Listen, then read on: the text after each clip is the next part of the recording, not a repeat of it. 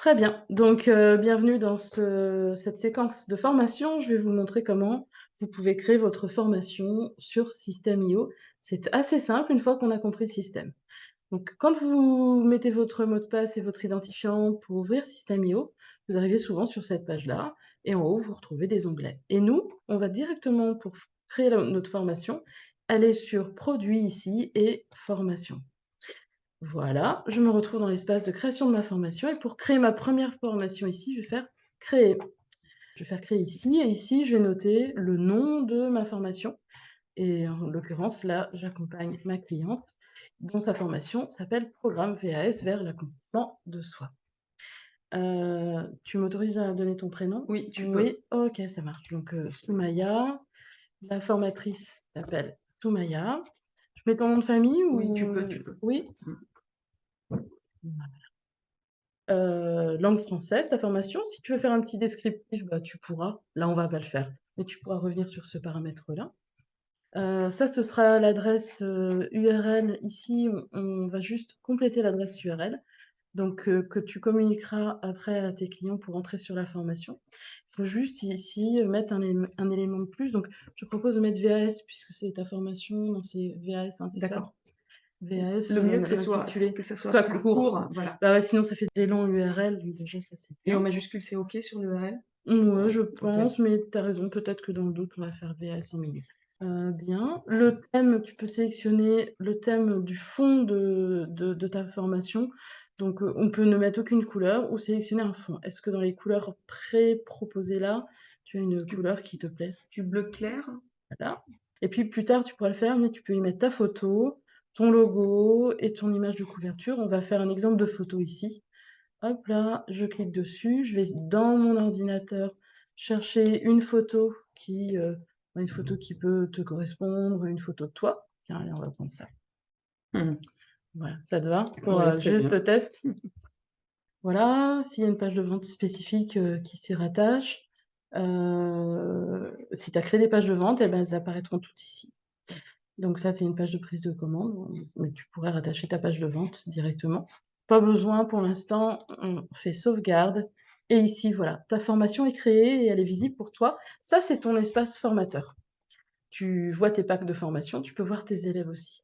Donc ta première formation, elle est vide pour l'instant à l'intérieur, il y a rien. Donc je vais cliquer dessus et je vais avoir la possibilité d'ajouter des élèves, de voir un élève, d'ajouter un nouveau module, de voir de la position des élèves ce que l'on voit, Mmh. des apprenants, et de paramétrer.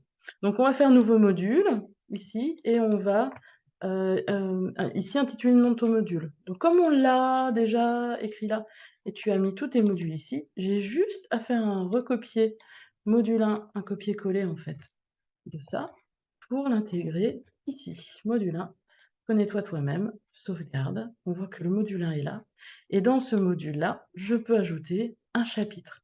Et voilà comment va s'architecturer ta formation. Et le chapitre, eh ben, ça va être ta séquence ici. La séquence 1, qui je suis. Hop là, on fait un copier-coller.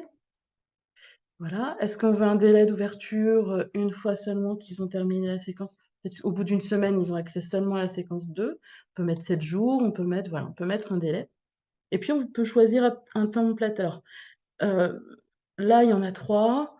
On va aller prendre le premier ou 2e qui vient, faire quelque chose d'assez simple, mais simplement pour te montrer, on peut aller dans aperçu du modèle et ça te permet de voir à quoi ressemblera ta formation. Tu vois, il y aura un titre, c'est comme module. À gauche, il y aura un fil rouge, tu verras tout à l'heure et en gros, là, c'est ce que verront les apprenants sur le centre de leur écran avec potentiellement une image, du texte. Tu peux mettre une image à côté du texte avec des tirets, des grands titres ici, et puis des liens cliquables également, hein. Si je clique, bah, je vais directement sur un lien cliquable. Là, il n'est pas actif, c'est pour l'exemple, mais je peux intégrer des liens, des quiz, D'accord. dans ta Mmh. formation, pour télécharger, le book apprenant, le workbook et cetera et cetera.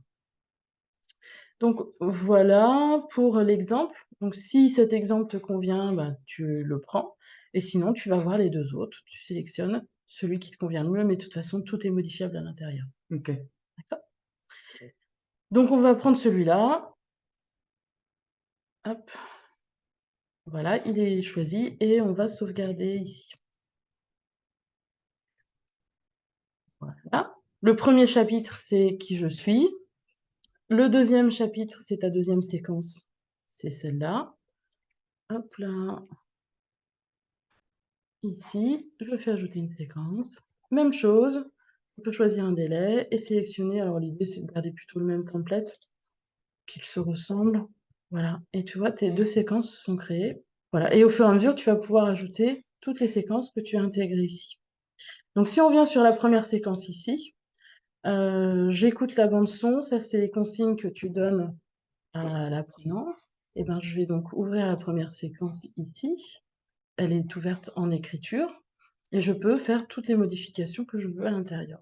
Par exemple, ici, je vais dire voici ce que... C'est là où tu vas mettre ta guidance, en fait. Voici ce que vous allez faire en premier.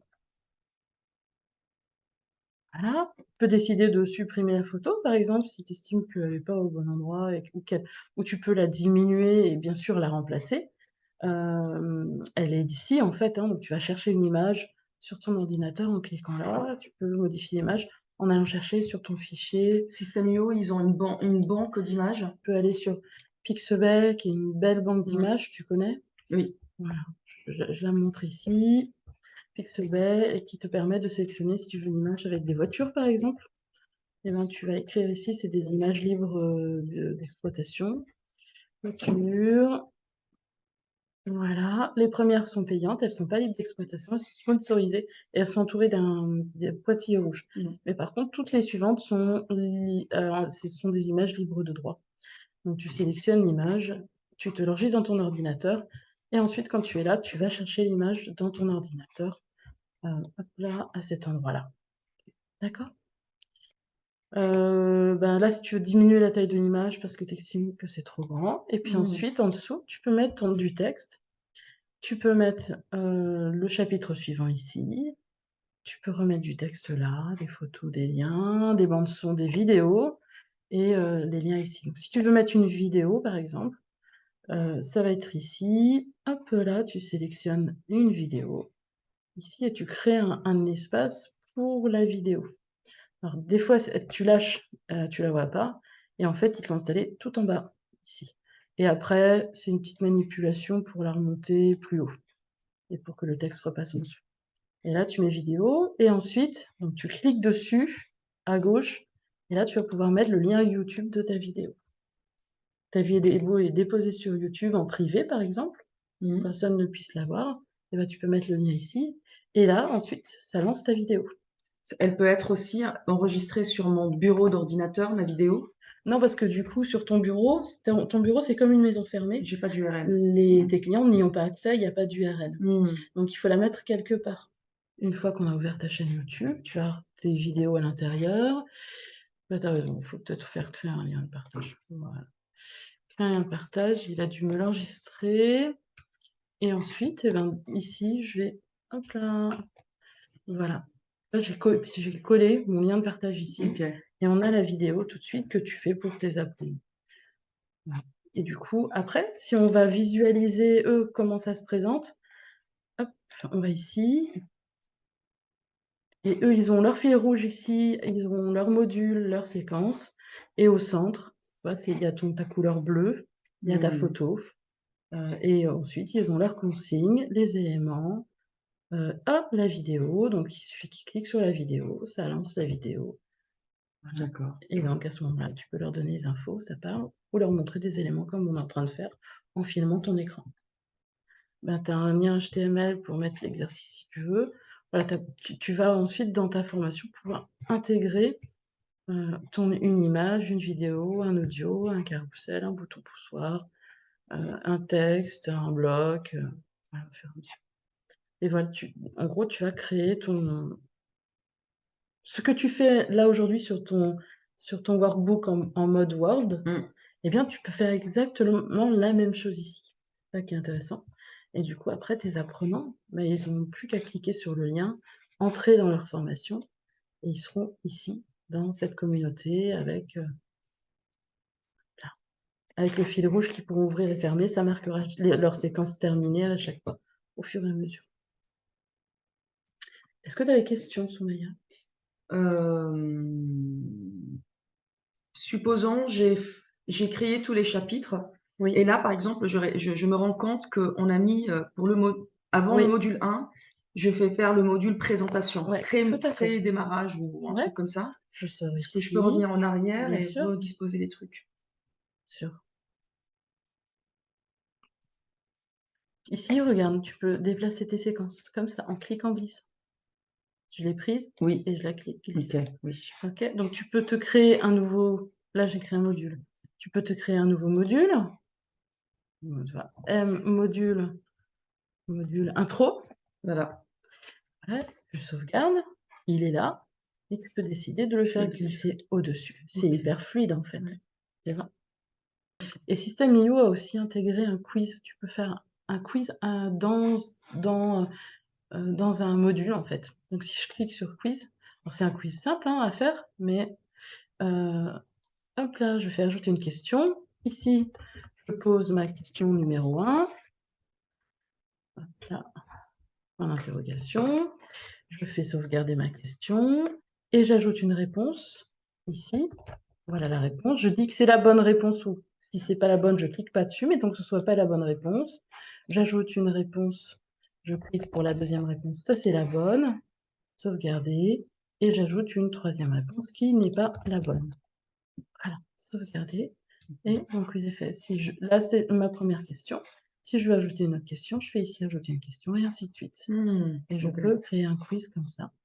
J'active le quiz. Vous allez activer ce quiz. Confirmer. Voilà, le quiz est activé. Est-ce que ça va? Tu vois, c'est assez simple? Oui. Ça, c'est la partie architecture, vraiment. Je Ouais, c'est ça. construis Donc, ouais, c'est mon ça. programme en ligne. Avant ça, eh ben, il faut faire tout ce boulot que tu as fait là en précisant tes différents modules, en précisant à l'issue de ce module, qu'est-ce que les apprenants auront réalisé, vraiment les objectifs de ton module, et puis tes sous-étapes pour atteindre ces réalisations, tes exercices. Et comme tu as fait tout ce travail-là, partout, bah maintenant, tu n'as plus qu'à faire des copier-coller Mmh. dans la formation, qui est le squelette, en fait, ici, qu'on est en train d'installer. OK, clair. Ça va? Oui, J'arrête l'enregistrement, on continue ensemble? très bien, merci. Yes. Merci Soumaya. Merci Caroline.